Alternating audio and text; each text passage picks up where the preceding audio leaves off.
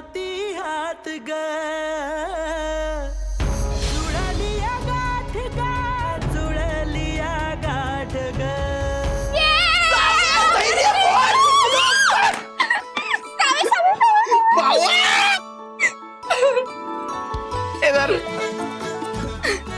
तू पण धर.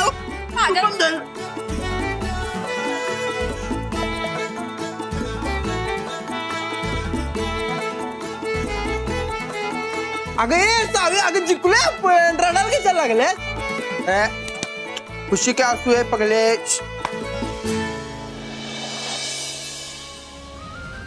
सावी एवढे संकट झेलून अख्ख्या जगाच्या विरोधात जाऊन तू ही केस लढलीस आणि जिंकलीस सुद्धा.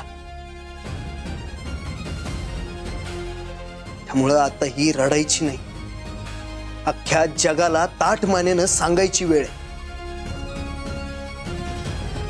की जर कोणी बाईच्या चारित्र्यावर चिखलफेक करण्याचा प्रयत्न केला तर तीच बाई दुर्गा बनवून फोडून काढेल.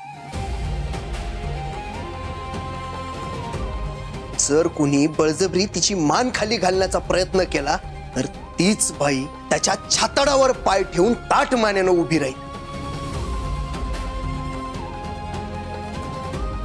जर कोणी तिला कमी लेखण्याचा प्रयत्न केला तर तीच बाई अख्ख्या जगाला पुरून उरेल.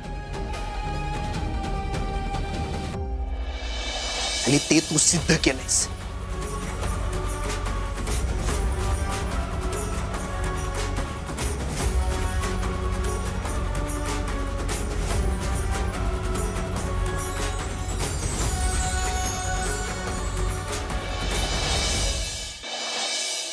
चला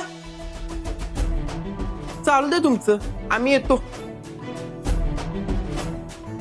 चल रीने येडच आहे चल. आगच नाही आला चल. अरे, अरे.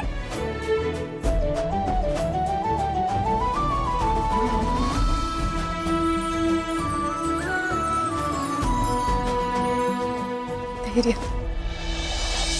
फक्त आणि फक्त तुमच्यामुळे ही केस जिंकलोय आपण.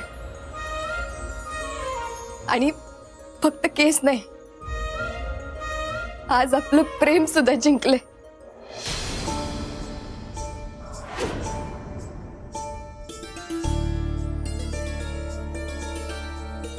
असं काही नाहीये. आणि माझं माझं काही प्रेम वगैरे नाहीये तुझ्यावर. हे सगळं मी फक्त फक्त काय?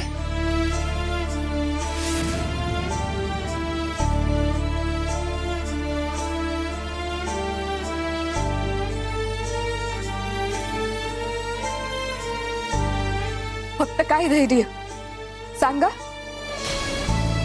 बोला.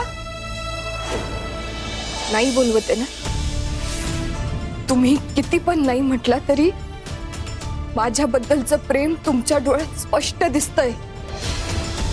आणि जर माझ्यावर प्रेमच नाहीये तर मग एवढं स्वतःचा जीव धोक्यात घालून का वाचवलं मला?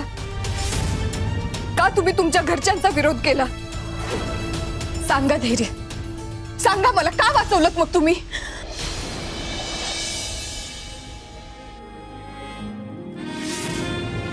तुझ्या जागी दुसरी कुठलीही मुलगी असती ना तरी तरी हेच केलं असतं मी.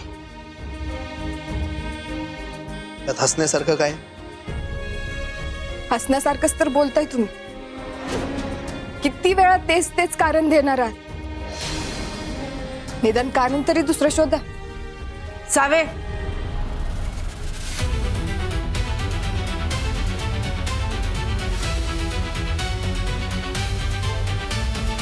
चल घरला. आई अगं मी धैर्यांबरोबर. त्यांच्या घरी नाही, आपल्या घरी. अगं पण तू काही बोलू नको सावे. घरला चल. आई अगं काय झालंय काय? तू घरला चल असं का म्हणतेस? कारण मी सांगते म्हणून. सावे तुझं आजपर्यंत समजा ऐकलं नाही.